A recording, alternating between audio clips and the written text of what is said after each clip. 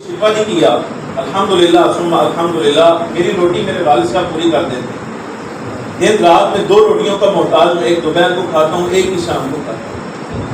وہ 2 روٹیاں جس وقت گھر سے مل جائیں اور شہر کا رہنے والا وہ رہائش یہاں اپنی ہے تو اللہ کا شکر ہے. گھر سے نکلتا ہوں تب بھی فکر نہیں ہوتی, اور جب واپس آتا ہوں تب بھی یہ شکوہ نہیں ہوتا کہ میرے میزبان نے میری خدمت کی یا کہ نہیں کی. ہماری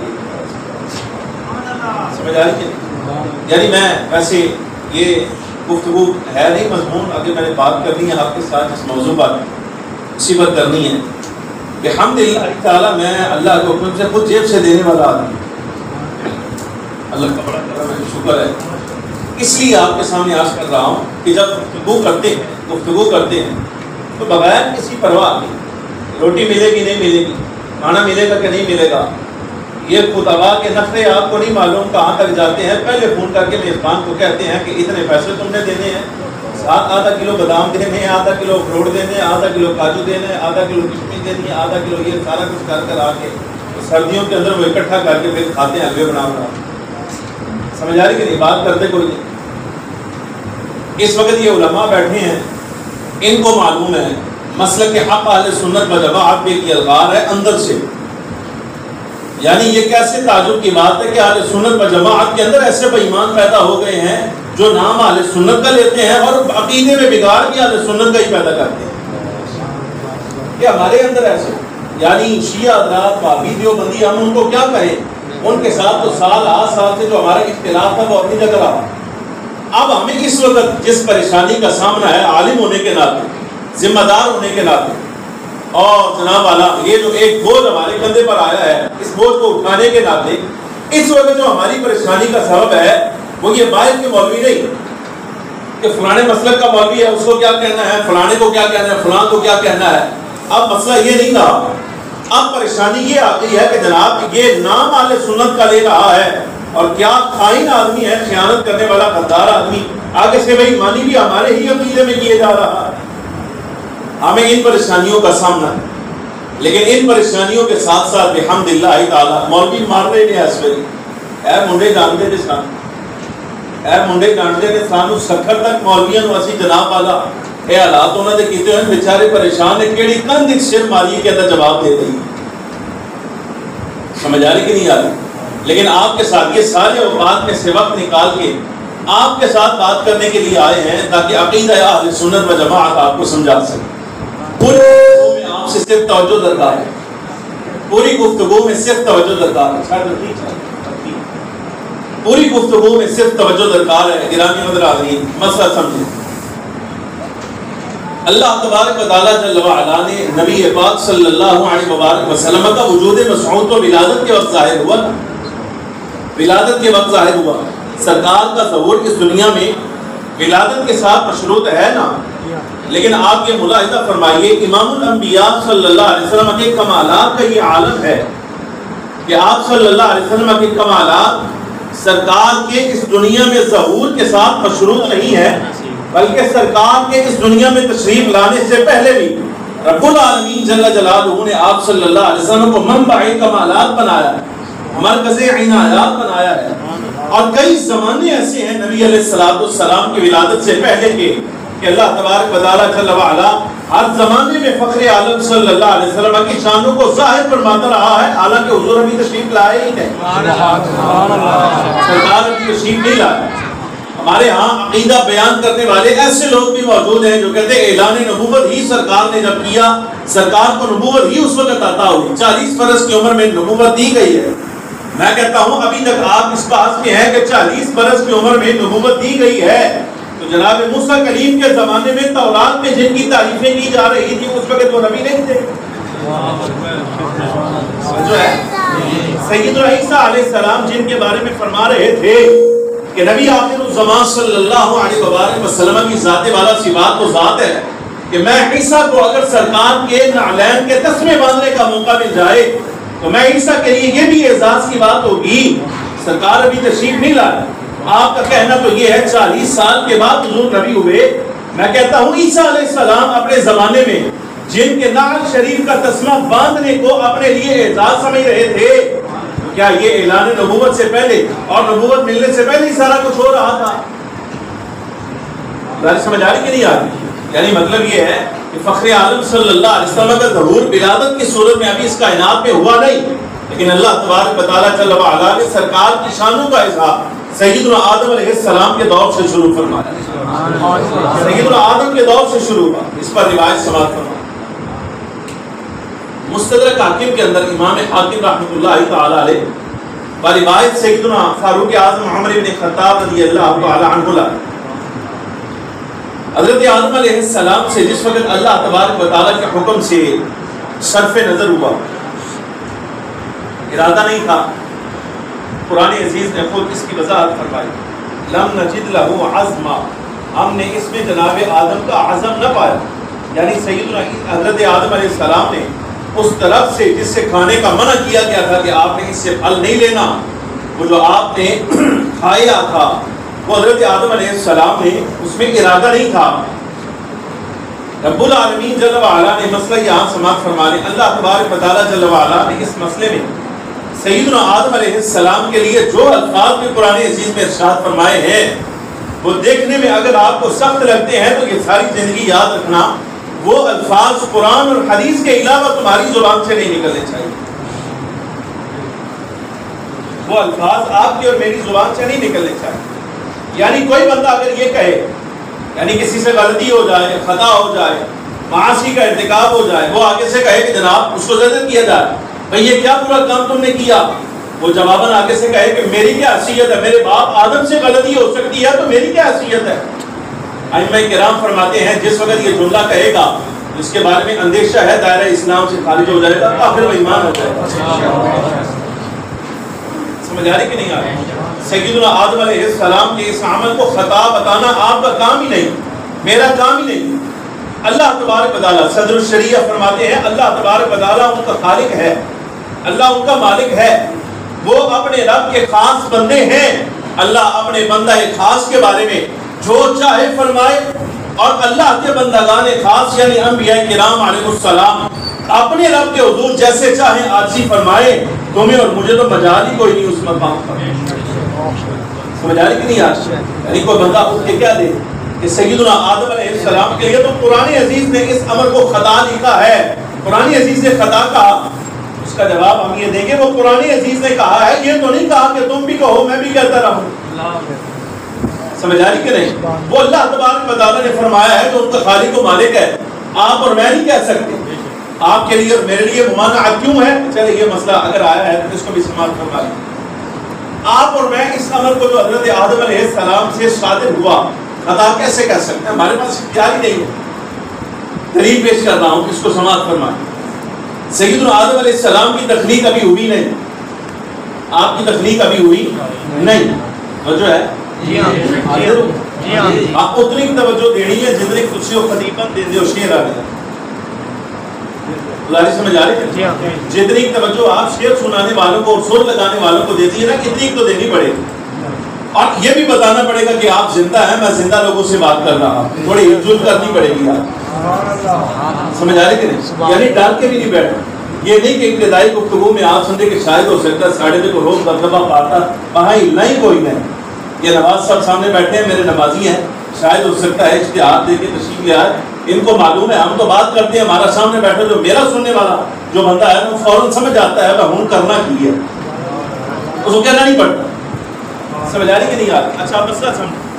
سیدنا آدم علیہ السلام کی تخلیق سے پہلے، تخلیق ابھی ہوئی نہیں آپ، اللہ تبارک و تعالیٰ قرآن عزیز میں بیان فرماتا ہے کہ فرشتوں سے کہا وَإِذْ قَالَ رَبُّكَ لِلْمَلَائِكَةِ إِنِّي جَاعِلٌ فِي الْأَرْضِ خَلِيفَةً. اور اے محبوب یاد فرمائیے جب آپ کے رب نے فرشتوں سے کہا انی جاعل فی الارض خلیفہ، میں خلیفہ بنانے والا ہوں. کہاں؟ زمین میں. میں خلیفہ بنانے والا ہوں. کہاں جناب؟ زمین میں. یہی کہا قرآن عزیز. تخلیق تو ابھی ہوئی نہیں. اچھا اب ایک مقدمہ یہ آپ نے سمجھ لیا، ارادہ الہیہ یہ ہے کہ آدم خلیفہ ہوں گے زمین میں. یہ ارادہ ہے ان کے بنائے جانے سے پہلے. اچھا جب بنا لیا، تخلیق فرما لی تو رکھا کہاں پہ؟ جنت میں. جب بنا لیا تو پھر رکھا کہاں پہ؟ جنت میں. اور آپ زمین پر کیسے تشریف لائے؟ یہی دانہ کھا کے. اسی دانہ کھانے کی وجہ سے اللہ تبارک و تعالیٰ نے آپ کو زمین پر بھیجا. سوال تو صرف اتنا ہے کہ جس امر کو آپ خطا کہہ رہے ہیں وہ تو ارادہ الہیہ پورا کرنے کا سبب بن رہا ہے. سبحان اللہ. لاری سمجھ آئے کہ نہیں آپ؟ اس سے وہ ارادہ الہیہ پورا ہو رہا ہے. ابھی حضرت آدم پیدا نہیں ہوئے تھے, یہی تو فرمایا تھا کہ زمین میں خلیفہ بنانا ہے. اب وہ دانا کھا کے جہاں لانا تھا وہاں لائے گئے ہیں جس کام کے ساتھ. یہ کیسے ہو سکتا ہے کہ جس عمل سے اللہ کا ارادہ پورا ہو رہا ہو آپ اور میں اس کو خطا کہہ ڈالیں؟ آپ اور میں اس کو خطا نہیں کہہ سکتے. یہ اجازت آپ کے لیے میرے لیے نہیں. رب نے کیوں کہا؟ صدر الشریعہ نے جواب دیا اللہ ان کا خالق ہے, مالک ہے, وہ اللہ کے خاص بندے ہیں, اس کے نبی ہیں, اس کے رسول ہیں. رب جیسے چاہے ان کے ساتھ کلام فرمائے, وہ اللہ کا اختیار ہے. اللہ نے کہیں یہ تو نہیں فرمایا تم بھی کہتے رہنا کہ فلان سے خطا ہو گئی, فلان سے خطا ہوگی, فلان سے خطا ہوگی. یہ آپ کو مجھے تو کہا ہی نہیں, اجازت ہی نہیں.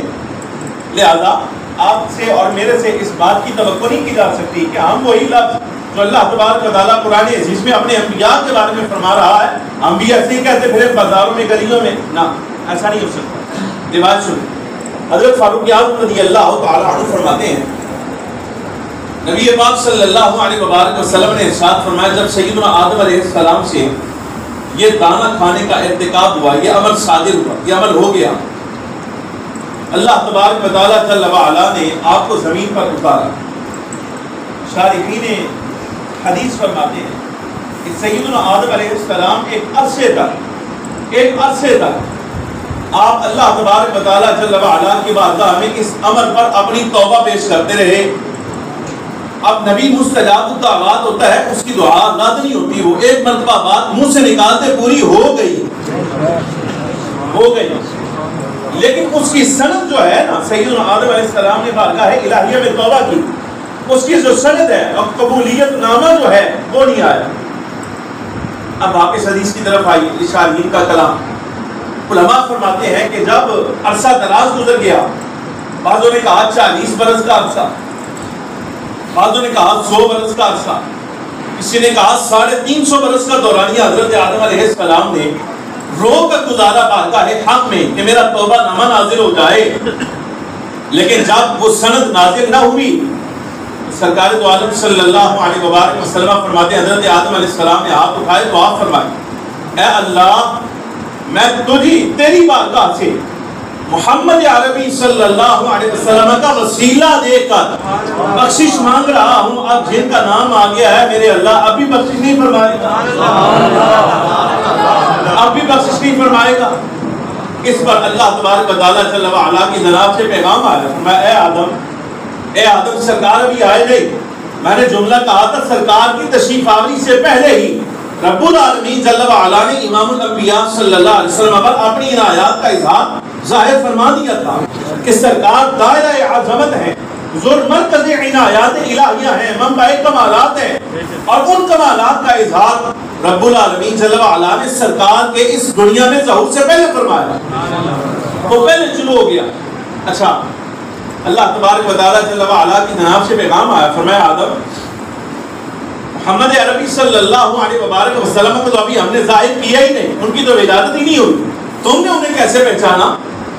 یہ پوچھا. حالانکہ اللہ جانتا ہے, مالک کو معلوم ہے کیسے جانا, سمجھ آ رہی کہ نہیں, لیکن یہ آپ کو اور مجھے بتانے کے لیے کہ آدم نے کیسے جانا ہے اس میں بھی ہمارے لیے فائدہ, اس میں بھی ہمارے لیے فائدہ. مالک محتاج نہیں تھا حضرت آدم علیہ السلام سے پوچھنے کا, اللہ کا علم ازلی ابدی ہے, جب کچھ بھی نہ ہو اللہ کو تب بھی معلوم ہے کہ کیا ہوگا, مالک کا علم ایسا ہے.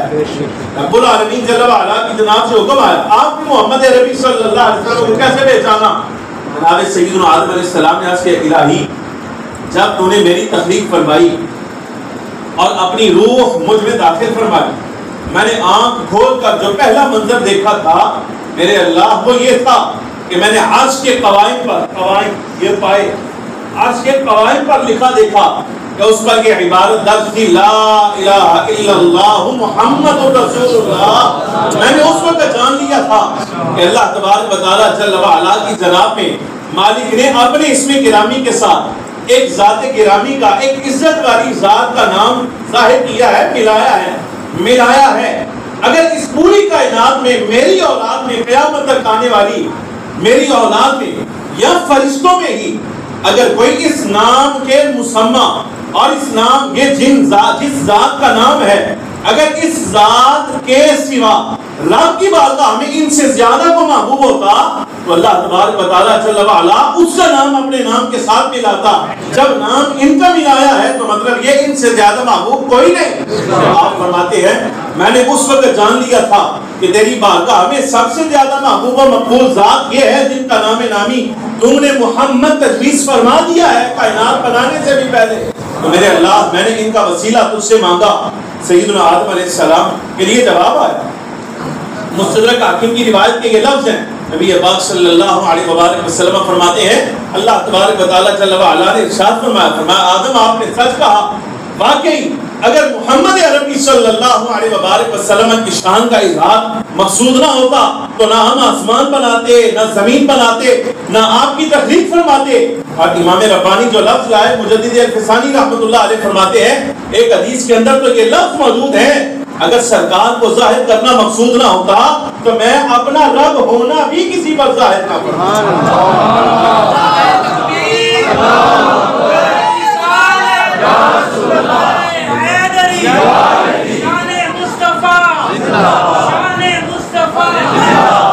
آپ زمانے چلاتے آئیے سرکار دو عالم صلی اللہ علیہ وآلہ وسلم دور حضرت نوح کو آپ دیکھیے کیا اس میں اللہ تبارک و تعالیٰ نے سرکار کی شان ظاہر نہ فرمائی. دور ابراہیم کو دیکھیے, دور موسوی دیکھیے, دور عیسوی دیکھیے.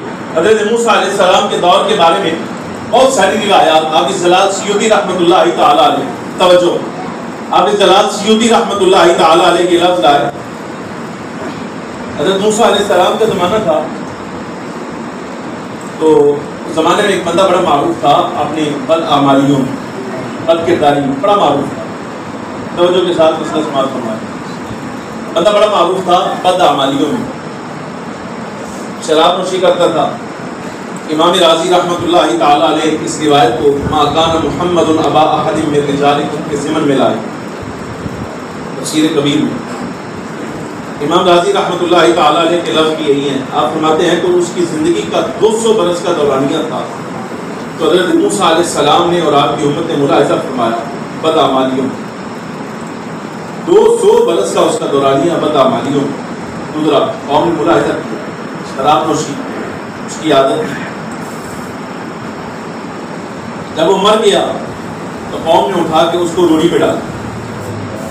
یعنی اس لائق ہی نہیں سمجھا. جنازہ تو بڑے دور کی بات ہے, اس لائق ہی نہیں سمجھا بھائی اس کی تدفین بھی کی جائے.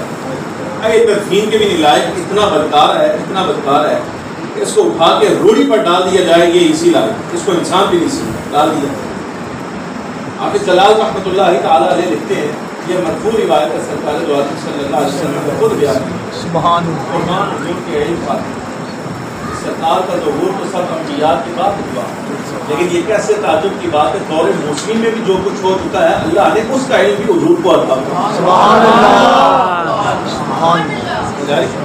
آپ کو تو رشک کرنا چاہیے کہ اللہ نے آپ کو عقیدہ اہل سنت و جماعت عطا فرمایا.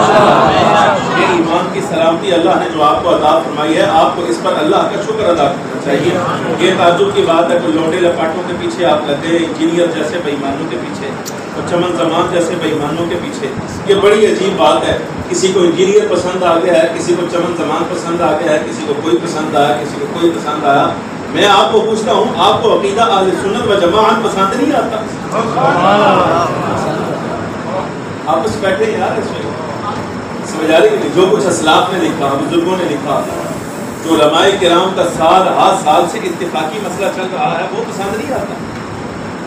یہ قریب بازار میں کوئی مسلی قسم کا آدمی گزرتا ہوا نبی پاک صلی اللہ علیہ وسلم کی ذات والا صفات کو موضوع سخن بنا کر کہتا ہے کہ حضور کو تو یہ بھی پتہ نہیں دیوار کے پیچھے کیا ہوتا. یہ تعجب کی بات ہے. آپ کو قرآن حدیث اچھا نہیں لگتا, وہ مسلی کی بات سمجھ آ جاتی ہے. آپ وہ گزارش سمجھ آ رہی کہ نہیں آ رہی؟ سمجھ آ رہی کیسے کیسے بے ایمان آدمی. اللہ تبارک و تعالیٰ جل وعلا قرآن عزیز میں ولیوں کی تعریف کرتا, سرکار دو عالم صلی اللہ علیہ وسلم کی تعریف فرماتا, سرکار کے اصحاب اہل بیت کی تعریف کرتا ہے. یہ تعجب کی بات ہے رب ایک کی تعریف کر رہا ہے اور ایک بے ایمان آدمی اٹھ کر کہتا ہے بابے شاید کوئی نہیں, تو ہم وہ پسند آ گیا تو ہم قرآن میں پسند نہیں آیا. وہ گزارش سمجھ آ رہی کہ نہیں آ رہی؟ کہہ رہے میں ہاتھ کھولا رکھا تو یہ میرے علاقے سے بندی یہ پرسوں رات میں پتوں کی شہر میں تھا کو سوا گھنٹہ الحمدللہ الحمدللہ ہوں ڈر کوئی نہیں رکھا بھائی گل کریں گے پرچہ ہو جائے گا یہ پرچی والا کام ایک بار بھگت لیا اس تو بعد وکیل ہی گھر کا بنا لیا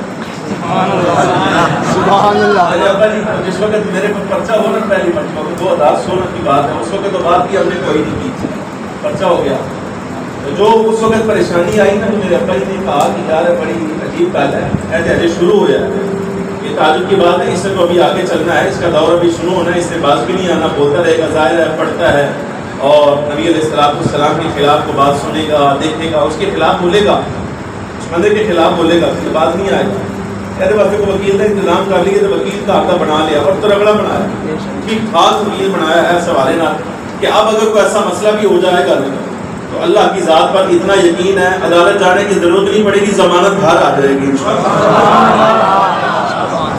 اس لیے آپ بات کرتے ہوئے آپ گھبراتے نہیں آپ کے ساتھ کر لیں اور جب تک آپ کو نام لے کر نہ بتائیں آپ اس شہزادے لوگ ہیں بری بکری ہیں آپ کو سمجھ نہیں آنی اس وقت تک اس کے بارے میں کیا گارش میں جاری کی نہیں آ رہی جیل سے ایک بندے نے میسج کیا منو آتا ہے تو آپ کی تھریڈ کوئی تھی ہاں ایجنسیاں بھی پڑھ دیا میں کیا اللہ کیا بندے کہ ایجنسیاں کی نظر میرے ہوتے نہیں پڑی تو ضرور کیوں پڑی ہم لگے مجھے کہتا ہے جو جی تھی تقریر کرتے ہو میں تقریر تھوڑی سنی ہے ظالم جاوے حکمران کا مجھے کہنے کا تقریر میں نے آپ کی سنی ہے یہ تعجب کی بات ہے یہ بات اگر یہاں جیل میں کوئی کرتا تو انتظامیہ فارغ کر دیتی آپ کی انتظامیہ آپ کو کچھ نہیں کرتی گزارش سمجھ آ رہی ہے بار عام تقریریں ایسی کرتی اب یہ آپ کے لیے بات ہے دیکھیں ہم آپ کو قرآن سنا رہے ہیں حدیثیں سنا رہے ہیں ذمہ دار ہم ہیں قرآن حدیث سنا رہے ہیں آپ کو شعر شاعری نہیں سنا رہے لیکن یہ تعجب کی بات ہے کہ ایک امام خطیب آپ کو یہاں بیٹھ کر قرآن حدیث سنا سرکار کی شان سمجھا سرکار کے اصحاب اہل بیت کی شان سمجھا حضور کی امت کے اولیاء کی شان سمجھائے قرآن حدیث سنا کے یہ تعجب کی بات ہے آپ کو قرآن حدیث پسند نہیں آتا جہنم کا مصلی پسند آ جاتا ہے ہمیں بھی حیرانگی ہے نا بھائی ہمارے لیے پریشانی کا سبب ہے اب یہ ڈاکٹر صاحب بیٹھے ہیں حضرت علامہ مولانا ہارون صاحب یہ پنجاب یونیورسٹی کے لیکچرار ہیں بالفرض مجھے اتنی بات سمجھائیے آپ یہ تو جاتے ہیں وہاں پر ان کی تو جگہ روٹی ہے تعین آتی ہے وہاں پر یہ پڑھا رہے میں نے پنجاب یونیورسٹی کا منہ ہی نہیں دیکھا اگر میں اپنے نام کے ساتھ پنجاب یونیورسٹی کا پروفیسر ہونے کا یا لیکچرار ہونے کا اگر میں یہ لفظ لگا دوں تو آپ کو لگتا ہے یہ برداشت کریں گے آپ پوچھ لیں ان سے پوچھ لیں یہ کبھی برداشت نہیں کریں گے کیوں اس کی وجہ یہ ہے کہیں گے ہمارے حق پہ ڈاکہ مار رہا ہے اب یہ تعجب کی بات ہے آپ دیکھیے میرا 27 سال کا دورانیہ ہے پڑھنے کا اور زمانہ طالبی میرا 27 سال کا 30 برس میری عمر ہے 3 برس کی عمر میں میرے والد صاحب نے مجھے پڑھانا شروع کیا قرآن حفظ کیا پھر 2.5 سال تجوید پڑھی اس کے بعد 2 سال درس نظامی پڑھا اب 10 سال پڑھاتے ہوئے ہو گئے یعنی ٹوٹل 27 برس کا دورانیہ ہے میرا پڑھنے پڑھانے کا آپ اندازہ فرمائیے کہ ہم آپ کے ساتھ بات کریں آپ کو یقین ہی نہیں آتا اور وہ مصلی جو ہے انجینئر ویسے پیشے کے اعتبار سے قرآن حدیث کے ساتھ تعلق کوئی نہیں اس کا وہ بات کرتا ہے تو آپ کہتے ہیں وہ لاجیکلی سمجھاتا ہے آپ مجھے یہ بتائیے یہ بندوں کی لاجک زیادہ اتھینٹک ہے یا اللہ کا فرمان زیادہ اتھینٹک ہے ڈر کے نہیں کہنا اللہ کا فرمان شاہ جی بیٹھے ہو سکتا ہے ایسے علاقے میں نیا نویں بعد کوئی سختی کرن بند لینا ہے بھائی سوچ کے بتائیں صرف اتنی بات کو اپنے زمین سے پوچھیں اپنے زمین سے پوچھیں اپنے ایمان سے پوچھیں وہ بات تو اللہ اس کا رسول ارشاد فرمائیں بہت زیادہ معتبر ہوتی ہے یا پیشے کا انجینئر کہے تو وہ زیادہ جو ہے وہ معتبر ہوتی ہے یہ تعلق کی بات ہے آپ کو حدیث سنائی جائے آپ کو سمجھ نہیں آتی آپ کہتے ہیں وہ انجینئر لاجک بتاتا ہے سمجھ آ رہی کہ نہیں آ رہی آپ مسئلہ سمجھے ذرا 200 سال یہ سرکار تو عالم صلی اللہ علیہ وسلم نے خود ارشاد فرمائی یہ روایت سرکار کی حدیث مبارکہ ہے حضرت امام الانبیاء صلی اللہ علیہ وسلم فرماتے ہیں جب مر گیا قوم نے روڑی پر ڈال دیا اللہ تبارک و تعالیٰ جل وعلا وہی فرمائی حضرت موسیٰ کلیم علیہ السلام پر فرمایا کلیم وہ ایک ہمارا پیارا بندہ وہ مر گیا اس کا انتقال ہو گیا تمہاری قوم نے اچھا نہیں کیا اس کو روڑی پر ڈال دیا ہے اس کو وہاں سے اٹھاؤ اس کو غسل دو اس کو کفن پہناؤ پھر خود اس کا جنازہ پڑھا کہ عزت کے ساتھ اس کی تدفین کرو عزت کے ساتھ اس کی تدفین کرو یہ حدیث کے لفظ ہے عزت کے ساتھ اس کی تدفین کرو حضرت موسیٰ کلیم علیہ السلام نے کہا میرے مالک تیرا حکم سر آنکھوں پر، لیکن حکمت بتا دے اس لیے کہ قوم گواہ ہے اس عمل پر، 200 سال بدکار رہا ہے، شراب اس کے منہ سے چھوٹی کبھی نہیں، لیکن میرے اللہ تو عزت کے ساتھ تدفین کا حکم فرما رہا ہے، اس کا سبب کیا؟ فرمایا لوگوں کے سامنے اس کے جو اعمال ہیں وہ رہیں تو رہیں صحیح، لیکن ہماری بارگاہ میں اس کا سب سے محبوب عمل یہ ہے کہ اے موسیٰ جو کتاب تورات ہم نے آپ کو عطا فرمائی نا، یہ اگر سے دن رات نشے میں رہتا تھا، لیکن زندگی کے کسی لمحے میں جا کر اگر اس کو شراب کے نشے سے ہوش آیا تو تازہ وضو کرتا تھا، تورات کھولتا تھا، اور جہاں ہمارے محبوب کریم صلی اللہ علیہ وسلم کا اسم گرامی محمد آتا تھا نا، اس کو بوسہ دیا کرتا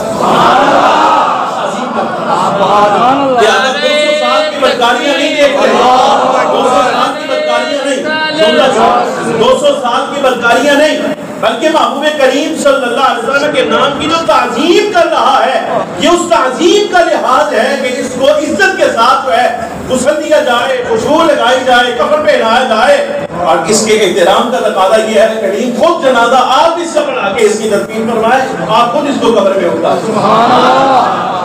اب یہ اعزاز کس کو ملا؟ اس بندے کو جس کے گناہوں کا انبار 200 برس پر محیط ہے، لیکن رب العالمین جل وعلا نے معاف اس لیے فرمایا کہ سرکار دو عالم صلی اللہ علیہ وبارک وسلم کے نام کی عزت کرنے والا ہے۔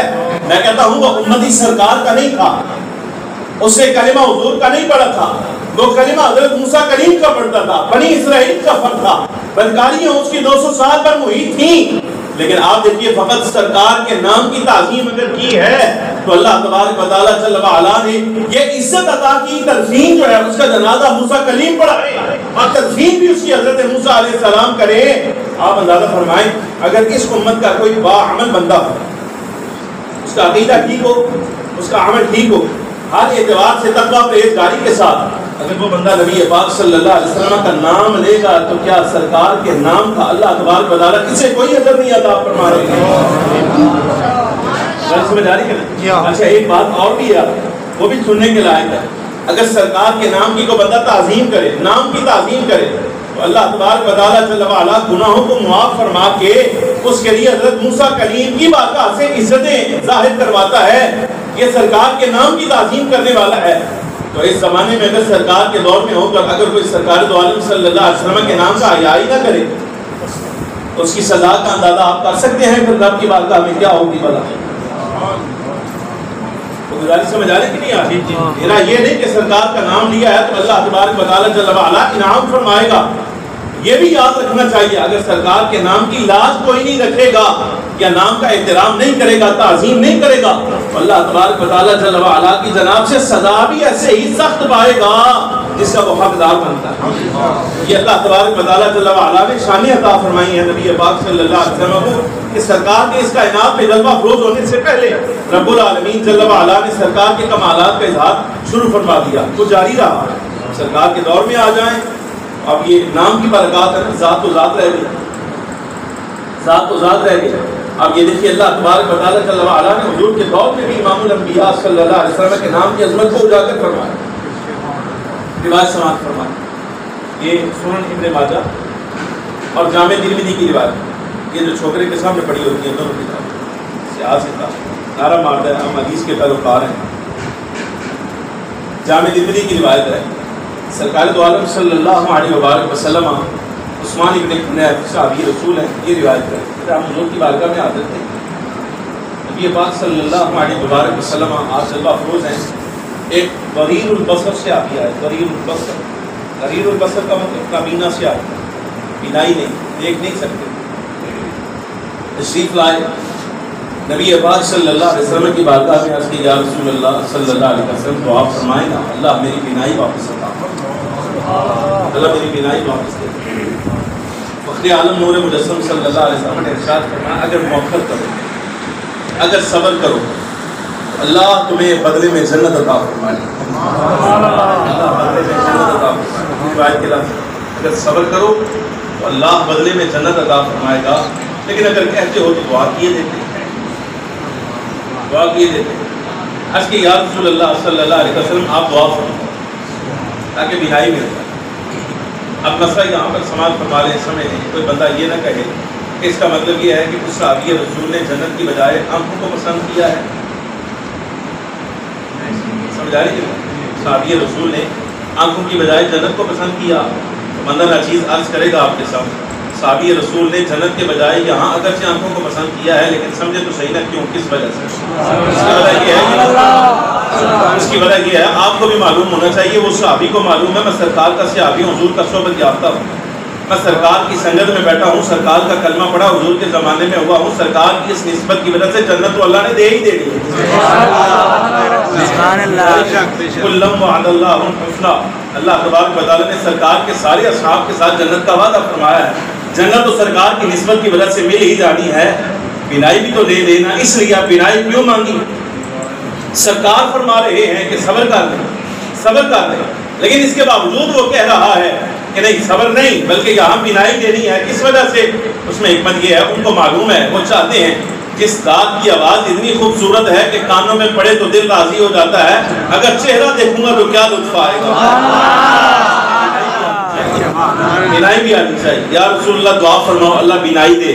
اب جملہ سنیں, ابن ماجہ نے بھی اس کو روایت کیا, امام ترمذی بھی لائے, نبی پاک صلی اللہ علیہ وسلم نے ارشاد فرمایا جاؤ تازہ وضو کرو, 2 رکعت نماز نفل ادا کرو, اور بارگاہ حق میں نماز کے بعد یہ دعا کرنا, اللہم انی اسألک واتوجہ الیک بمحمد نبی الرحمہ, یا محمد یا محمد یا محمد انی قد توجہت بک الی ربی فی حاجتی ہذہ لتقضی اللہم فشفع فی. یہ دعا کرنا.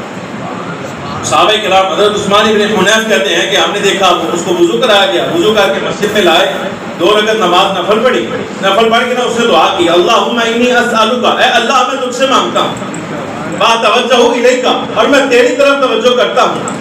کیسے؟ بنبی کا, میرے مالک تیرے نبی کے وسیلے سے, محمد عربی کے وسیلہ سے, نبی رحمت کے وسیلہ سے تیری بارگاہ میں سوال کر رہا ہوں. یہ جواب ہے ان کے لیے جو کہتے ہیں ہماری اللہ کے ساتھ ڈائریکٹ ہے. یہ ان کے لیے جواب ہے جو کہتے ہیں ہمیں وسیلے کی ضرورت کوئی نہیں, نہ انبیاء کا وسیلہ چاہیے, نہ اولیاء کا وسیلہ چاہیے, کسی کا وسیلہ نہیں چاہیے, ہماری اللہ کے ساتھ ڈائریکٹ ہے. یہ تو تعظیم والا جواب ہے. ویسے ہم کہتے ہیں کہ تم سے پہلے بھی کچھ لوگ ایسے تھے جنہوں نے کہا تھا کہ ہمیں آپ درمیان سے ہٹ جائیں, موسیٰ آپ ہٹے درمیان سے, ہمیں رب کے ساتھ ڈائریکٹ کرائیں. وَإِذْ قُلْتُمْ يَا مُوسَىٰ لَن نُّؤْمِنَ لَكَ حَتَّىٰ نَرَى اللَّهَ جَهْرَةً, اور یاد کرو کہ جب ہے بنی اسرائیل تم میں سے کچھ نے کہا تھا کہ ہم اس وقت ہے کہ موسیٰ تم پر ایمان نہیں لائیں گے جب تک ڈائریکٹ اللہ کو دیکھ نہیں لیتے. تو تم سے پہلے جنہوں نے ڈائریکٹ دیکھنے کا کہا تھا نا, یہ ڈائریکٹ ہونے کا کہا تھا, اللہ نے ان کا جو حال کیا ہے نا وہ بھی قرآن عزیز نے بیان کیا, مر گئے تھے, راک ہو گئے تھے, بھسم ہو گئے تھے. حضرت موسیٰ علیہ السلام کی دعا پر اللہ نے انہیں دوبارہ زندہ کیا. سمجھ آ رہی کہ یہ ڈائریکٹ ہونے والوں کا حال ہے. سمجھ آ رہی کہ نہیں آتی بھائی؟ اگر ڈائریکٹ تمہیں کرنا ہوتا تو اللہ تبارک و تعالیٰ انبیاء بھیجتا ہی نہ. رب نے نبی بھیجے اس لیے ہیں کہ تمہاری حیثیت نہیں, تم ڈائریکٹ آؤ, تم ان کے رستے سے آیا کرو. وَأَنَّ هَٰذَا صِرَاطِي مُسْتَقِيمًا فَاتَّبِعُوهُ, یہ میرا رستہ سیدھا رستہ ہے تو اس رستے کی اتباع کرو. قُلْ هَٰذِهِ سَبِيلِي أَدْعُو إِلَى اللَّهِ عَلَىٰ بَصِيرَةٍ أَنَا وَمَنِ اتَّبَعَنِي. یہ ساری آیات مبارکہ یہی کہتی ہیں کہ رب کی بارگاہ میں جب آنا ہو تو سرکار کے وسیلے سے آیا, سرکار کی راہ سے آؤ. اے اللہ میں تیری بارگاہ سے مانگتا ہوں, میں تیری بارگاہ کی طرف متوجہ ہوتا ہوں, لیکن تیرے نبی, تیرے محبوب نبی رحمت سرکار دو عالم صلی اللہ علیہ وسلم کے وسیلہ سے. اور اگلا لفظ یا محمد, اے وہ ذات کائنات میں جن کی سب سے زیادہ تعریف کی جاتی ہے, یہ نام لیا, انی توجہت بک الی ربی فی حاجتی ہذہ, یا رسول اللہ میں آپ کے وسیلے سے اللہ کی بارگاہ میں سوال کر رہا ہوں, اس لیے تاکہ اللہ میری حاجت کو پورا فرمائے, میری بینائی آ جائے. اللہم فشفع فی, اے اللہ میرے حق میں حضور کی سفارش کو, حضور کے وسیلے کو قبول فرما. یہ دعا کی, یہ دعا کی. عثمان ابن حنیف کہتے ہیں یہ منظر سب صحابہ نے اپنی آنکھوں سے دیکھا. جب وہ نبینہ سے ابھی گیا تو اس کو چلا کر مسجد میں لایا گیا تھا, لیکن جب یہ دعا کر کے فارغ ہوا تو آنکھیں لے کر حضور کی بارگاہ میں حاضر ہوا ہے. اللہ نے اس کو بینائی عطا. یہ کائنات میں آنے کے بعد فخر عالم صلی اللہ علیہ وسلم کی شانوں کا اظہار جو رب نے فرمایا. سمجھ آ رہی؟ ان کو بتا کہے بھائی یہ سارے اوصاف حضور کی حیات کے ساتھ اب جب سرکار وصال فرما کے اب نہیں کر سکتے. ایسے بھی تو ہے نا, وہ کہیں کہ سرکار کی حیات کے ساتھ ہے اب نہیں کر سکتے. میں کہوں گا یہ تم کہہ رہے ہیں, جن کے سامنے یہ واقعہ ہوا وہ کہتے ہیں حضور کی حیات اور وصال کا فرق ہمارے نزدیک کوئی نہیں. جو کام ہم نے حضور کی حیات میں حضور کے وسیلہ سے کیا ہے، ہم نے سرکار کے وصال ظاہری کے بعد بھی حضور کے وسیلے سے ہی کر کے دکھانا ہے۔ کہ صحابہ کرام کے لفظ، اب یہ لفظ کیا ہے؟ ابن ابی شیبہ کے منظر دیکھا تھا عثمان ابن حنیف نے، سرکار کا وصال ہو گیا، اب یہ حضور کے وصال کے بعد یہی روایت، یہی الفاظ کسی اور بندے کے لیے۔ عثمان ابن حنیف جنہوں نے اس نبینا صحابی کا واقعہ پورا دیکھا تھا، کہتے ہیں کہ حضرت عثمان کا دور آیا، سرکار کے دور مبارک کے بعد حضرت صدیق اکبر فاروق اعظم کا زمانہ گزر گیا، عثمان غنی کا دور تھا، ایک بندہ بار بار آتا تھا حضرت عثمان سے ملنے کے لیے، امیر المومنین کے ساتھ ملاقات ہو جائے، لیکن اس سے ملاقات نہیں ہوتی، مل نہیں پاتا، دروازے پر کھڑا رہتا تھا، امیر المومنین کی طرف سے اجازت نہیں ہوتی تھی، وہاں سے واپس چلا جاتا تھا، پلٹ جاتا تھا۔ عثمان ابن حنیف کہتے ہیں میں نے بارہا یہ منظر دیکھا، یہ وہی صحابی ہے جس نے اس نبینا کی بلائی واپس آتے ہوئے ملاحظہ کی تھی۔ وہ کہتے ہیں میں نے دیکھا بندہ آتا ہے واپس چلا جاتا ہے، پھر آتا ہے، پھر واپس چلا جاتا ہے۔ ایک دن میں نے اس کو پوچھ لیا، میں کہا خدا دے بندے، آنا ہے امیر المومنین، ملاقات کوئی نہیں کرتا، واپس چلا جاتا ہے، کیا مسئلہ ہے؟ اس نے شکایت کی، اس نے کہا امیر المومنین مصروف اتنے زیادہ ہیں کہ میری باری نہیں آتی، میرا وقت ہی نہیں آتا، کئی دن گزر گئے ہیں، موقع ہی نہیں ملتا بات کرنے کے لیے۔ عثمان ابن حنیف نے کہا اچھا چلا تجھے آپ طریقہ بتاتے ہیں، تیری ملاقات کیسے ہوگی، ادھر آپ سائڈ پہ لے گئے، آپ وضو کرتا رہا، 2 رکعت نماز نفل پڑھ، اور جو دعا بتا رہا ہوں نا یہ دعا پڑھ، اللہم انی اسألک فاتوجہ الیک بمحمد النبی الرحمہ، یا محمد انی قد توجہت بک الی ربی فی حاجتی ہذہ لتقضی اللہم فشفع فی۔ کوئی دعا جو نبینا نے پڑھی تو اس کی بنائی واپس آ گئی، آج یہی دعا پڑھ اور رب کی بارگاہ میں دعا کر، امیر المومنین سے تیری ملاقات ہو جائے، حضور کے نام کا وسیلہ پیش کر، جا تیری مراد پوری ہوگی، امیر المومنین سے تیری ملاقات ہو جائے۔ وضو کیا تھا، وضو کر کے جناب مسجد میں آئے، نماز پڑھی، نماز پڑھ کے دعا کی، مسجد سے باہر نکل کے امیر المومنین کے دروازے پر آئے تو کئی لوگوں کے ہجوم میں سے جو دربار تھا اس نے ہاتھ پکڑ کے کہا چل امیر المومنین سے پہلے تو ملاقات کر، پہلے تو بھی اچھا ملاقات بھی ہو گئی، اور میرا ملاقات نہیں ہوئی، معاملات بھی حل ہو گئے، جو کچھ کہنا تھا وہ بھی ہو گیا، سارا کچھ ہو گیا، بلکہ امیر المومنین نے ساتھ یہ بھی فرمایا آج کے بعد آنا ہو تو اجازت طلب نہ کرنا، تو سیدھا ہی گزر آیا تھا، یہ تو سیدھا ہی گزر آیا، یہ سیدھا گزر آ، یہ اجازت کیسے ملی؟ حالانکہ وہ دعا اس نے حضرت عثمان کے سامنے نہیں کی، امیر المومنین کے سامنے نہیں کی، وہ مسجد میں کی ہے، لیکن یہ سرکار کے نام کا وسیلہ ہے، آپ کی بات کا ہمیں پیش کیا۔ اللہ تبارک و تعالیٰ صلی اللہ علیہ نے حضور کے نام کی عظمت کا اظہار جو ہے وہ سرکار کے وصال ظاہری کے بعد بھی ظاہر فرمایا۔ یہ جو کمالات حضور کے ہیں، کائنات بننے سے پہلے بھی، کائنات بننے کے بعد، سرکار کے تشریف لانے سے پہلے بھی، سرکار کے تشریف لانے کے بعد، یہ کمالات محصور نہیں ہیں، بلکہ یہ یاد رکھیے گا قیامت کے دن بھی نبی پاک صلی اللہ علیہ وسلم کی ذات کام آنے والی ہے، سمجھ آ رہی کہ سرکار کی ذات کام آنے والی ہے۔ انس بن مالک نے پوچھا تھا، بڑی مزے والی بات، یہ اب آ رہی ہے زبانی کلام، بات میں کرنا چاہتا تھا، کچھ آیات میرے ذہن میں تھی آپ کے لیے، لیکن پھر کبھی صحیح چلے، وقت بھی کافی ہو گیا۔ حضرت انس بن مالک رضی اللہ عنہ، اب یہ ہے حضور کی شانوں کا اظہار، یہ دور بتائیں میں نے آپ سرکار کی شانوں کا